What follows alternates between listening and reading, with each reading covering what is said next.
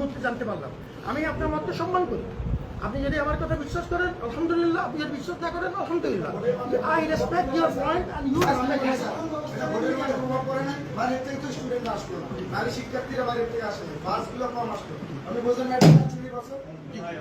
আপনি চুপচাপ বসে যান, চুপচাপ বসে যান। বাড়ির থেকে কোনো জায়গায় কোনো সময় শুনে দিন নিচে নিচে নিচে কোনো সময়